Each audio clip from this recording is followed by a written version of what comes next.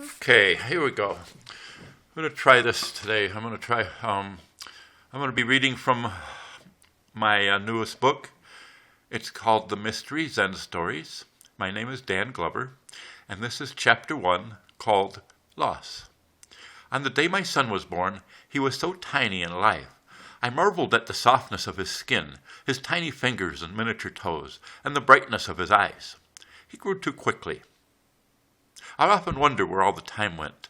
Life is like a river flowing past. No one can keep their eye trained upon it, since it is always moving. It flows away to nowhere, never to return. My son came to me one day. He was still a boy, but fast becoming a man. I could tell by the look on his face that he had something on his mind. "What happens to those we love when they die?" he asked. "Do they go to heaven?" I knew why he wondered.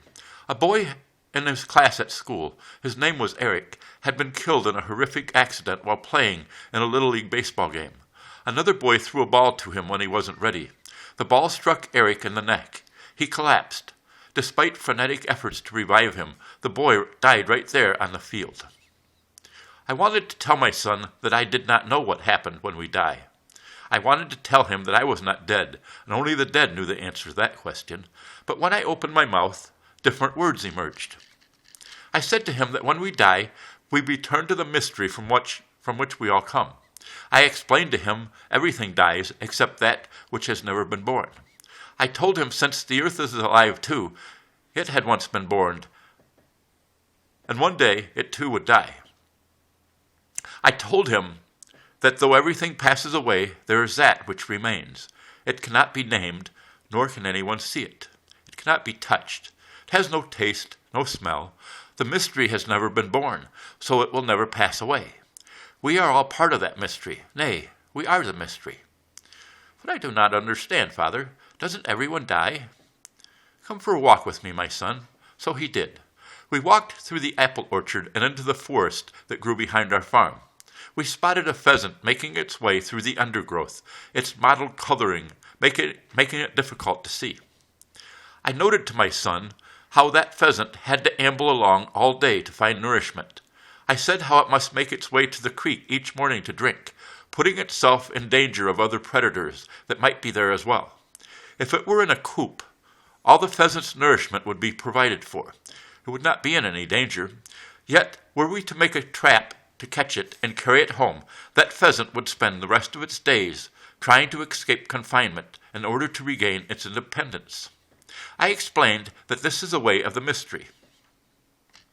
My son's face shined as he listened to my words. I thought how precious this small, insignificant moment we share is. I imagined him an old man one day explaining the mystery to his son and to his grandson. Looking into his eyes, I saw all the generations looking back at me. All those who lived before us and all those who would come after. I thought how important it was we get it right this time. I explained to my son that what happened to our loved ones when they passed back to that mystery where we all come from did not matter as much as what happened to those left behind. Those who die had finished with their struggles. Their pain had come to an end. It was the living who had to go on, even when it seemed all but impossible. On the day my son passed away, he was so broken and still. I mourned how I would never again see his fine, strong body walking the earth. At his funeral, I wanted to get up to tell everyone about the wonderful times we had together. When I stood, I could not speak for the lump rising in my throat, choking me. Blinking through my tears, I gazed out at the gathering of lovers who assembled there to see him off, yet I could not see anyone. While they celebrated his life, I died along with my son. Yet I go on. The earth will one day be a dead, empty husk rolling through the darkness of heaven. The sun will no longer shine. The stars will blink out. The rains will stop. The fires will fade. And the wind will cease to blow. None of these things are eternal. How is it possible for me? What we can point to are but logs consumed by fire, but that fire has moved on. We cannot know that it is over or ended. I follow the mystery. I am one with the source of experience. I am virtuous, and so I experience virtue. But those who lose the way to the source and instead cling to what they know are lost. When I am at one with the mystery, experience welcomes me.